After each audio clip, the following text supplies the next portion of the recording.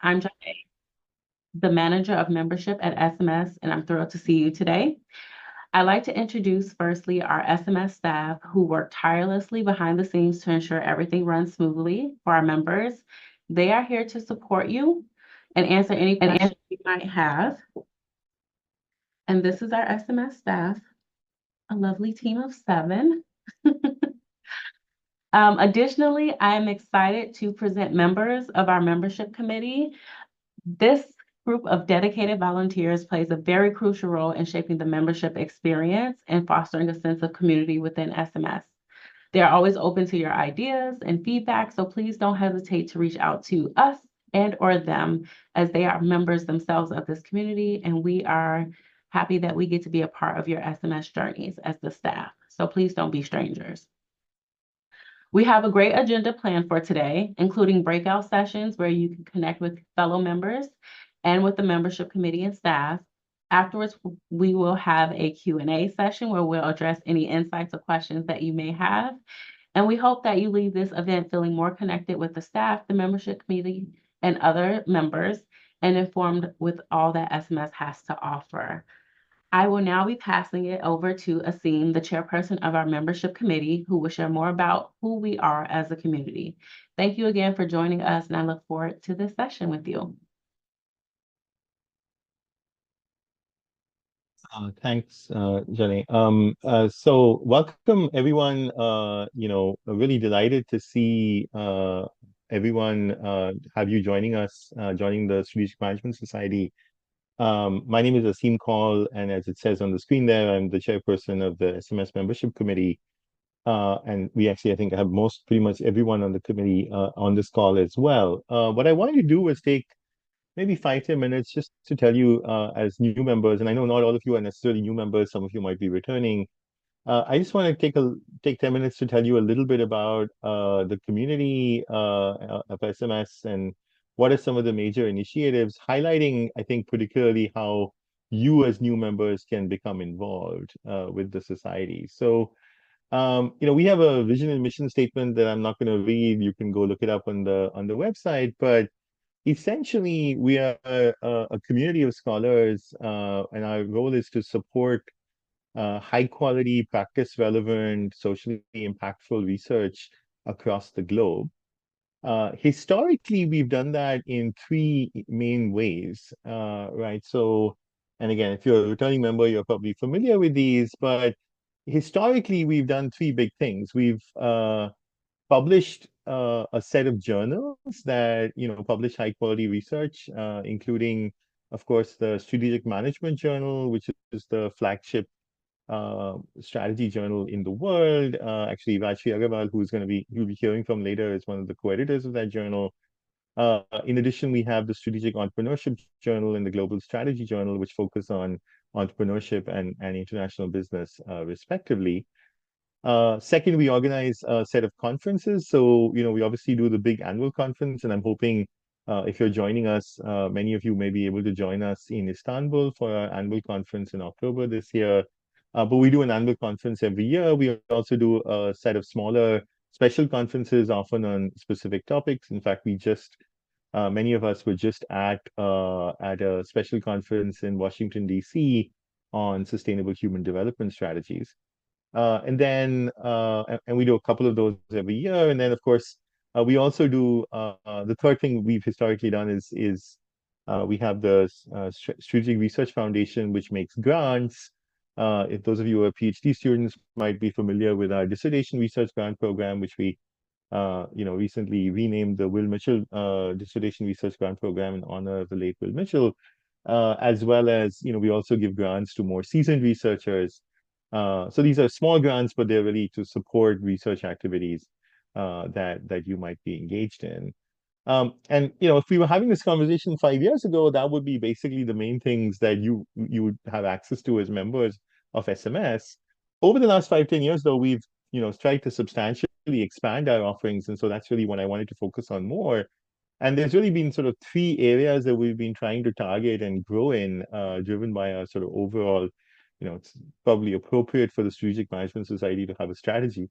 The first area has really been thinking about engagement with practice. One of the things that sets us apart as a community, has always set us apart as a community, is our deep engagement with practitioners, with business practitioners, with consultants, right? We really think it's important for us to be engaging with that community and not just living in our little academic ivory tower. And so, as part of that effort, we run actually George Stock, who's on the membership committee, and several others run a strategy imagination forum.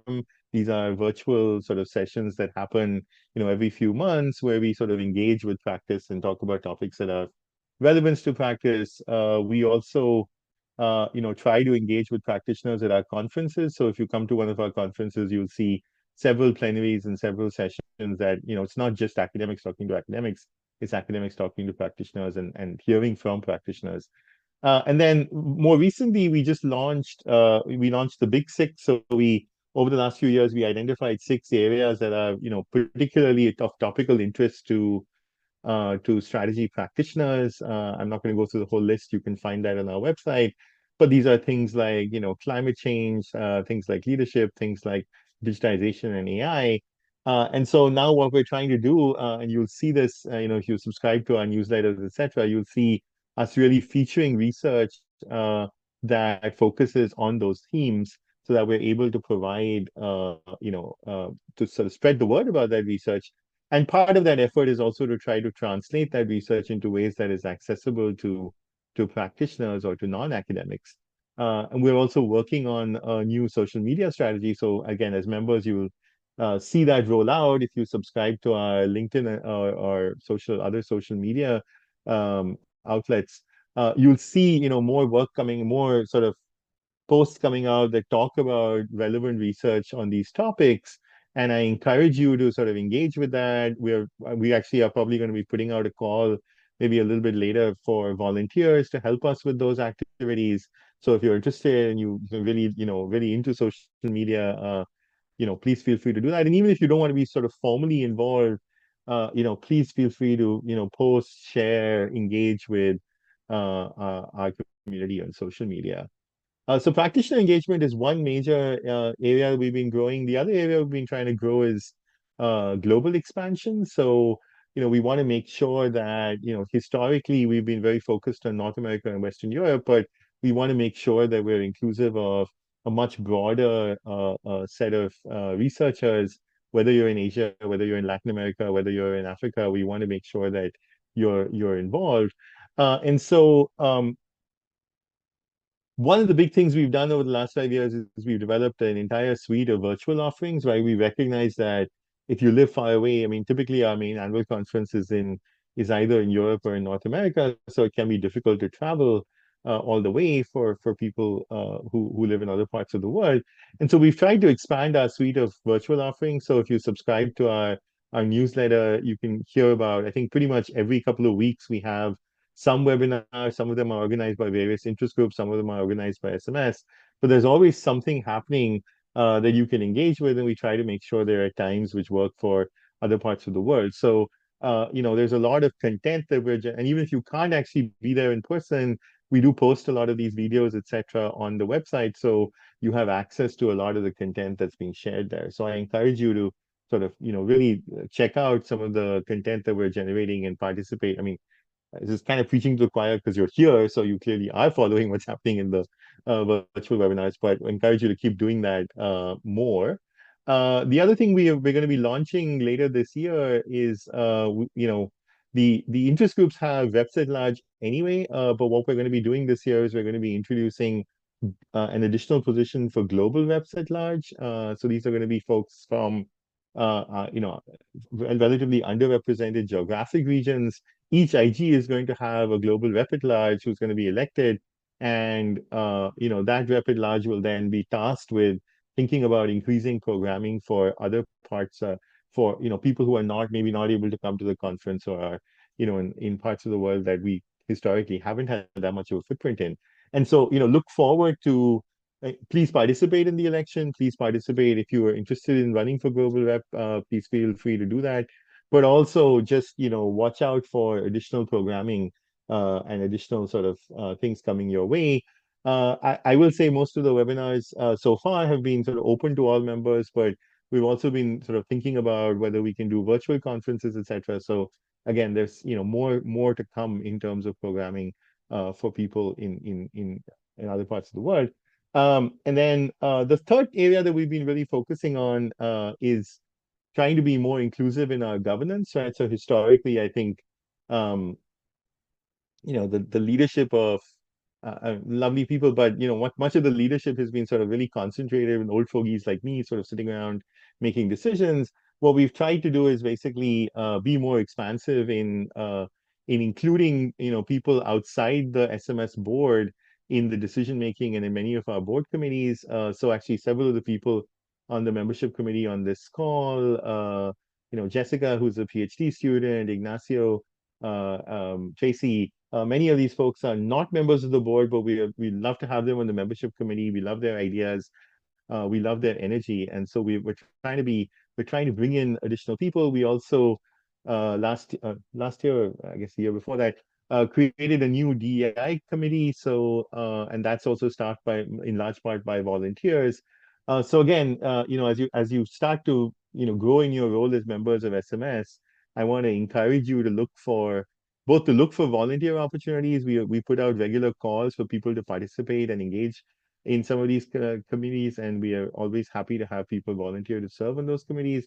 But even if you don't want to go that far, there's the part of the point of having a larger committee like the membership committee or the DEI committee is to have opportunities for people to reach out to members of the committee. All the committee members are listed on the SMS website. You should feel free to reach out to anyone with any suggestions or concerns you have. We're always happy to hear from members. We're always happy to take your concerns and your suggestions and your feedback seriously. The last thing I'll say is, as part of that sort of greater inclusion, we've also, those of you who have been not, who maybe are returning members might notice that the SMS website has been, we've invested substantially in upgrading the website. And so, we're hoping to make the website a more active a place with a lot more content that's already happening. And, so, it used to be the SMS website was something you know, went to once a year when you had to, sign up for the conference, and otherwise you'd never bother to go there. Now there's, a lot of content there. There's a lot of exciting stuff happening on the website. So I encourage you to check that out. I also encourage you to check out, a couple of years ago, we, launched these member circles. I encourage you to sign up for the member circles. You can get updates on what's happening in your IG or in particular areas. And you can also post there and share things that you're working on, things that are happening that you think might be of interest to the SMS community. And finally, we also have, as part of the member circle, we also have a job board. So if you're looking for a job or if you have a job posting, again, we encourage you. So again, there's a lot of different ways for you to engage as a member. We can talk more about that in the breakout sessions. But again, I want to highlight some of the new things that we're doing, and especially if you're a returning member, you may not have seen before. And I want to encourage everyone to engage as much as you can with our community, and again to welcome everyone to SMS. You could please tell us about your journey being an SMS member. I'm sure it wasn't that long ago that it was your first SMS, and how has it been till now? So, to all of the new members, welcome. You're joining a community that, in fact, has been very welcoming to me right from the onset. So just a little bit of history for me. I actually did not graduate from a strategic management PhD or within the management community. I have an economics background.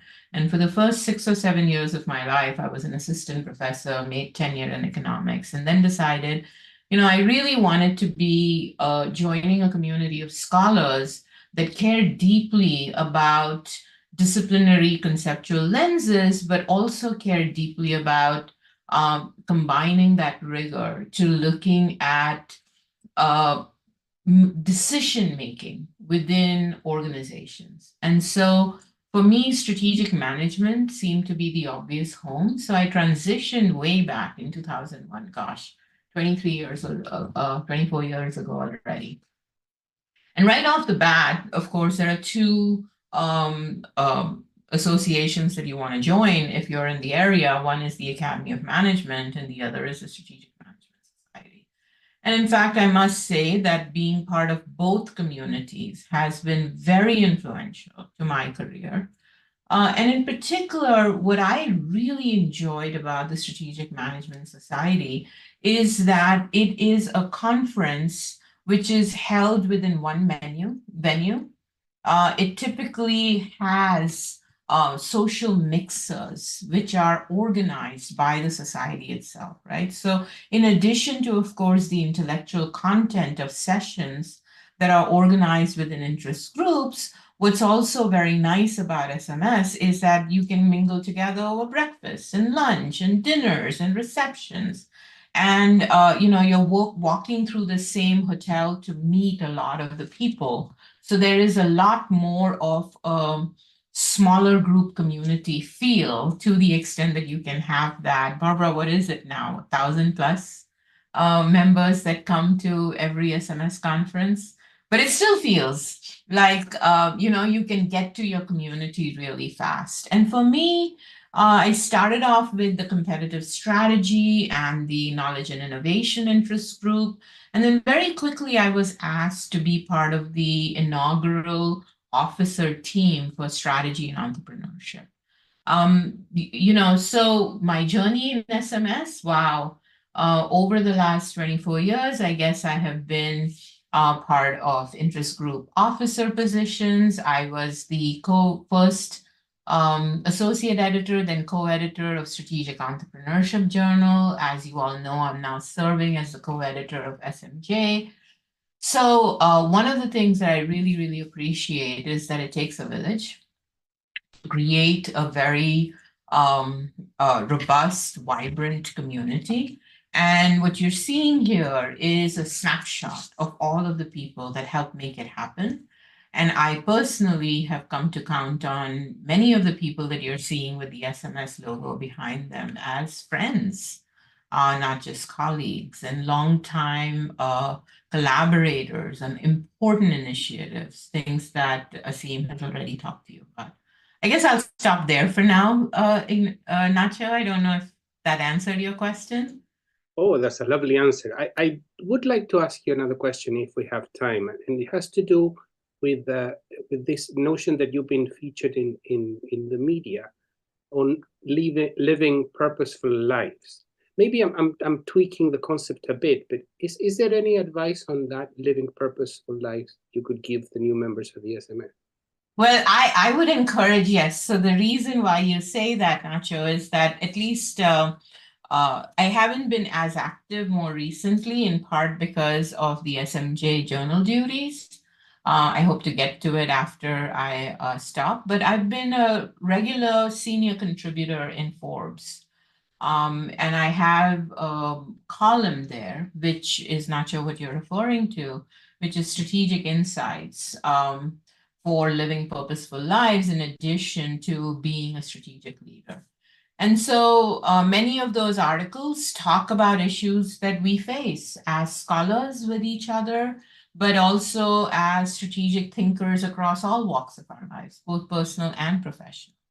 Informed by the research that I do on human enterprise, which is how does human enterprise foster the twin engines of innovation and entrepreneurship to influence individual careers, to influence firms that then create new industries that have a fundamental role in economies, solving grand challenges, addressing social issues. So I think for me, at least, all of it starts with the individual making a decision, because firms don't make decisions, industries don't make decisions, economies don't make decisions. At the end of the day, it's each and every one of us. And our decisions are shaped by our abilities and our aspirations, and by the environments within which we operate. So living a purposeful life is really thinking through being the CEO of me, which is a framework that I've developed around how do you answer the 4 fundamental questions. What's my purpose? What does success look like? What's my value proposition? With whom do I trade? and do it within enterprising, high-performing teams. I don't think it's the individual alone, but it's individuals that work with other individuals who are aligned by the shared common purpose. So I'll stop there. But if you're interested, go take a look at some of my op-eds. A couple that have been all-time favorites, I'm told, is When Being Nice Is Not Kind. Stop watching the clock for work-life balance. That's another favorite, I'm told. And then When Does Being Selfish Create a Win-Win? Another way, which might be a little bit provocative. That's super interesting. I hope we have a time for a short last question, which is about your experience being an editor of top journals. Is there any advice that you can give people on when to submit a paper, or how to submit a paper, or any of the potential that you see for the coming years? Yeah, so I'm looking at the members who are here. Could you very quickly tell me whether at what stage of the career you are? Doctoral students, assistant professors, associates, and which country? I mean, just respond, I think, in the chat itself. That'll give me a sense of whom am I talking to, and help me tailor my, okay, so late PhD students, C-level living in California, early PhD students. So most of you are, as I would expect, students and early career people.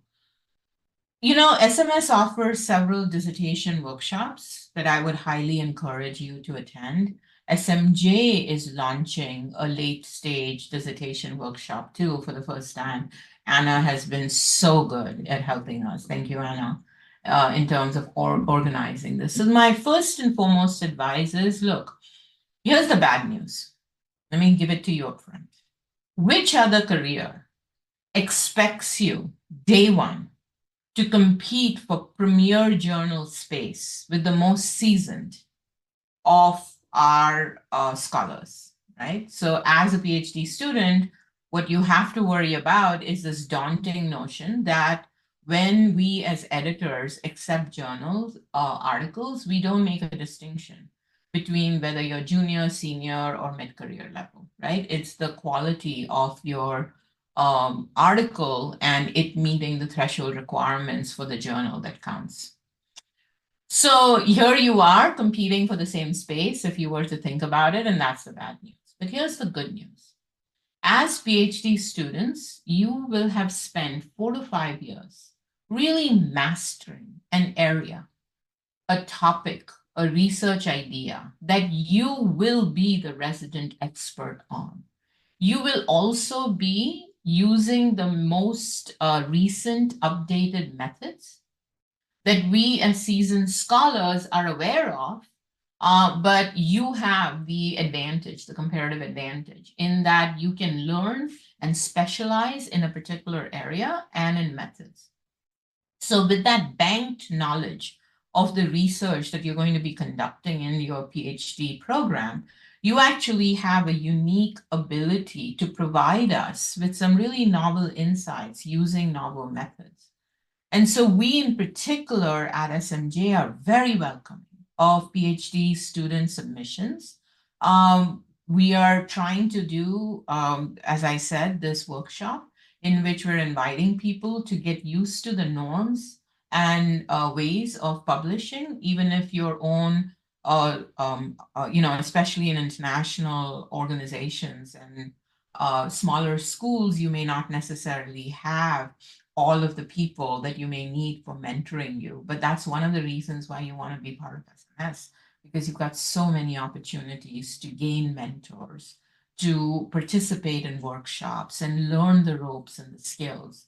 And as I said, one of the things I've always appreciated as an outsider myself as to how SMS was very welcoming. So do good work and you will be recognized. This is one of these open access societies as opposed to elitist ones that keeps their doors closed. I think I'm out of time, Nacho, but I don't know if I answered that question fully well. No, I think we are, but you definitely have answered the questions, and I think this has been of enormous value for the attendees. So thank you so much. My pleasure.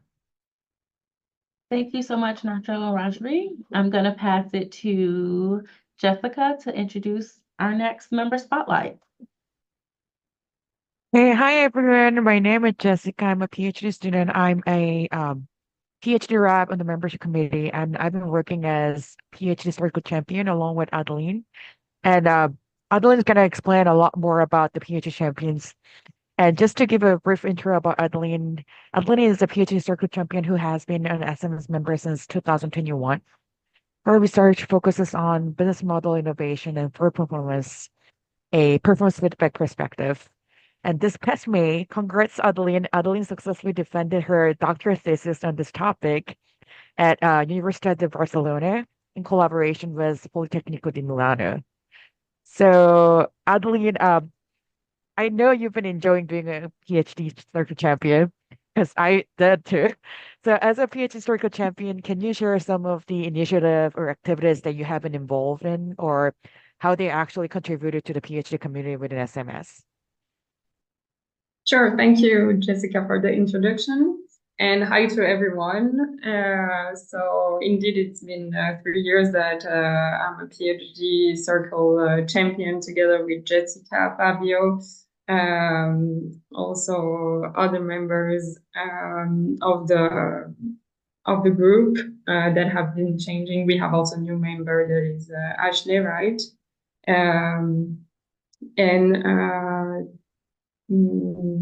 Also,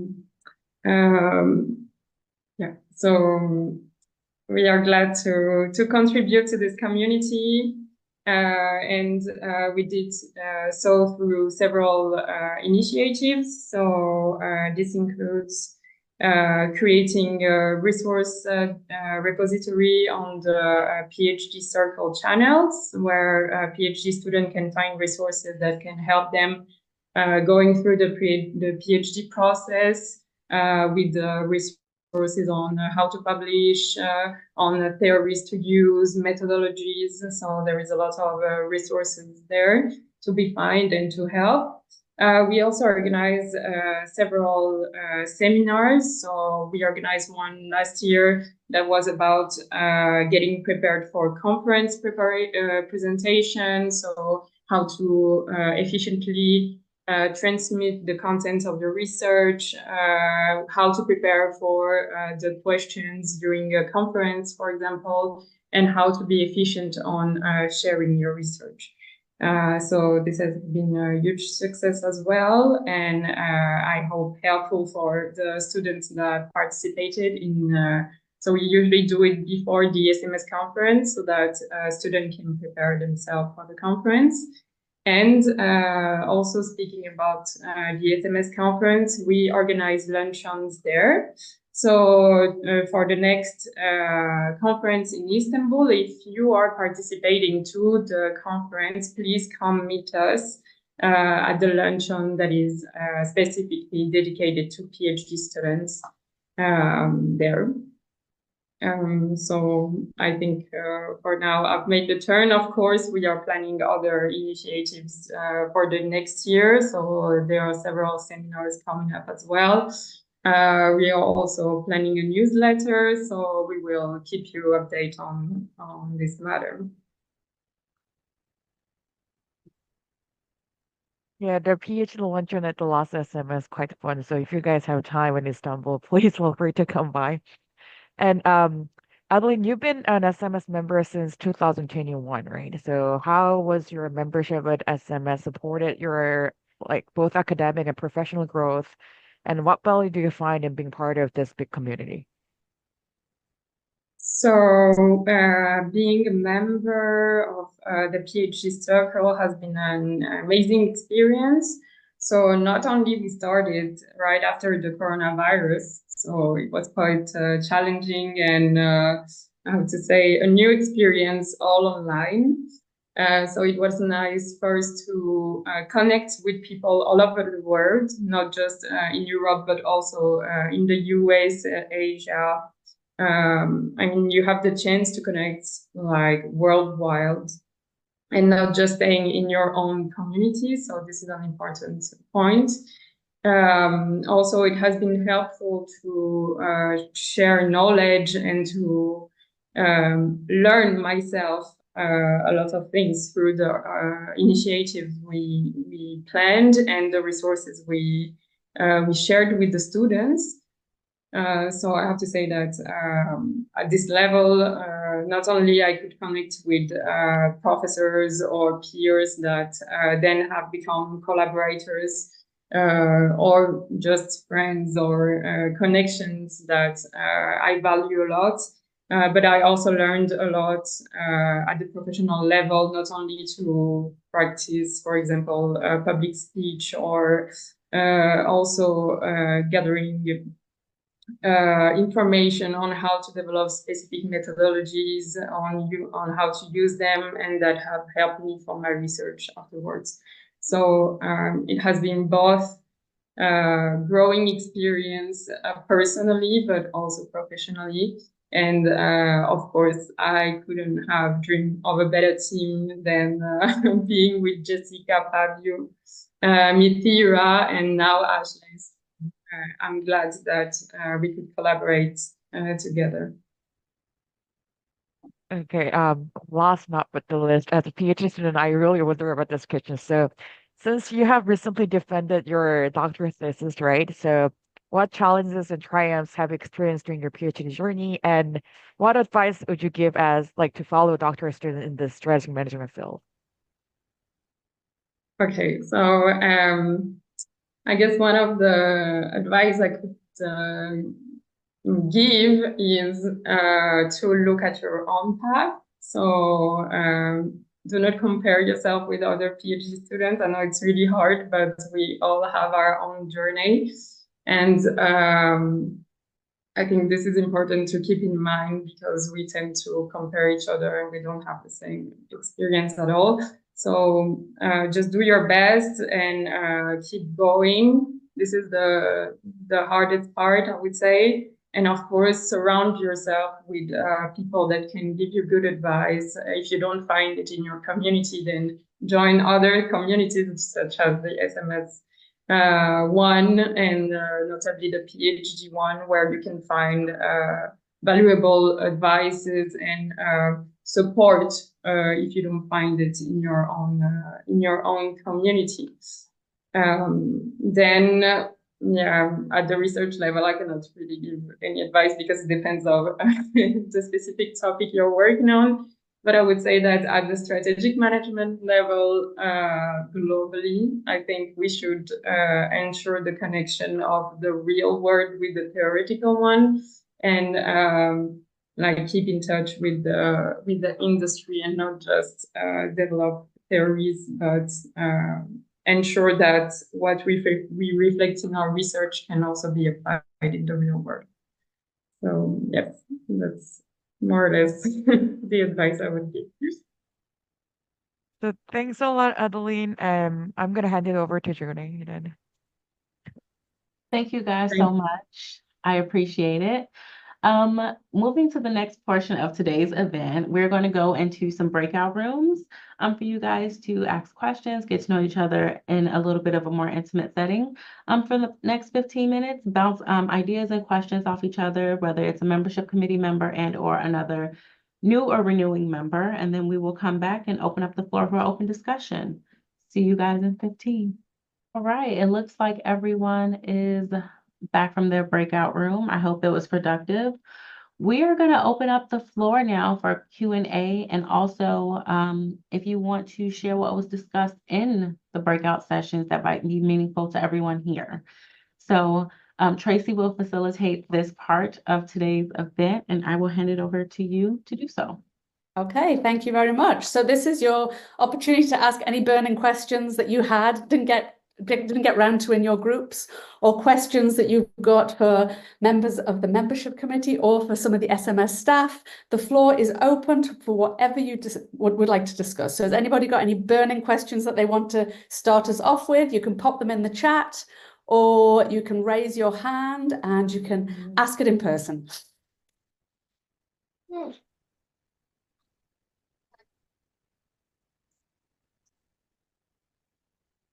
No? Anything? Okay, Africa.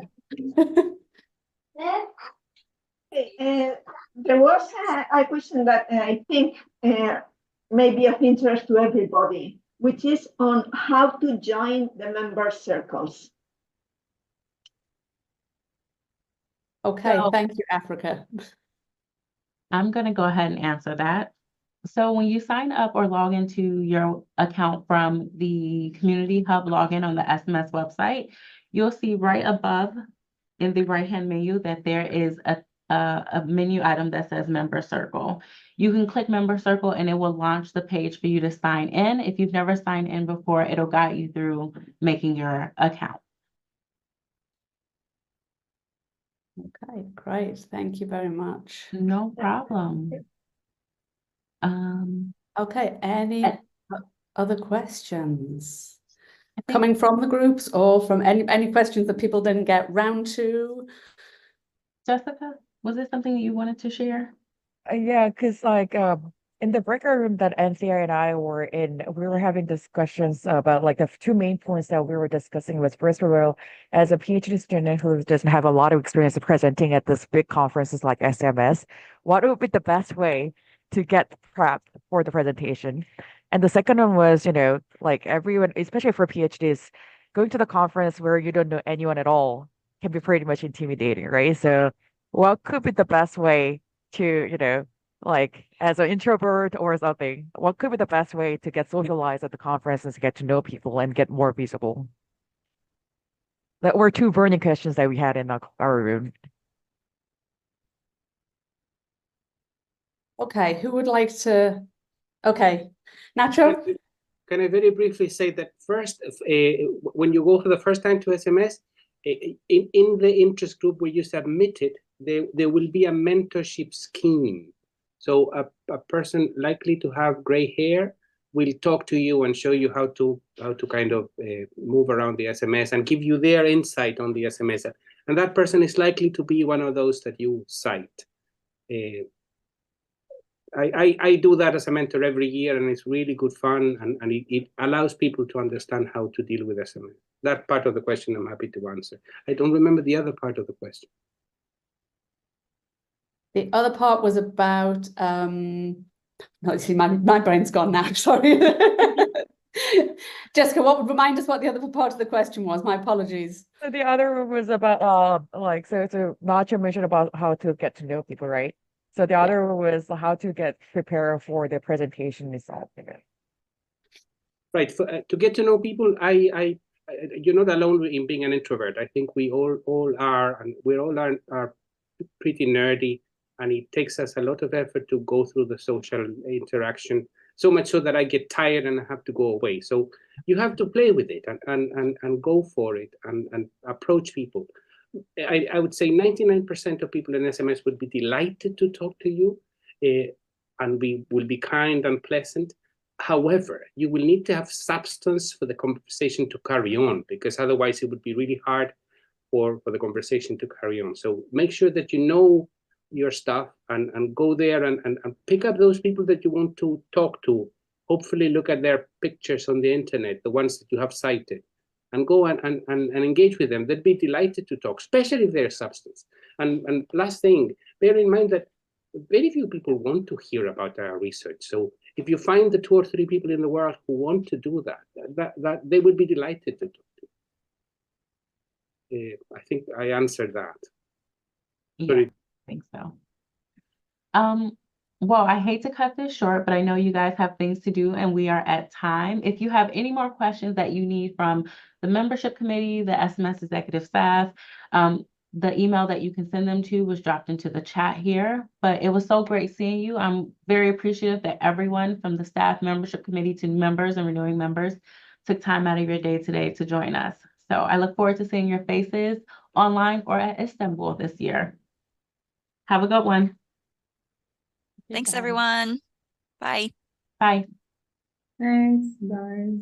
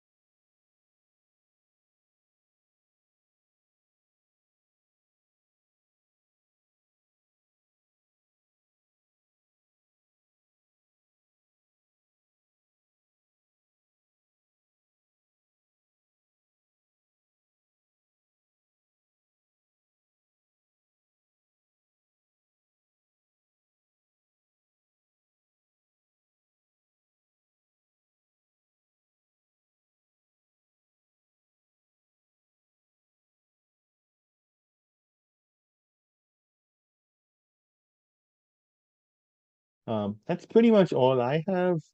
So I'm gonna stop and then I can take over.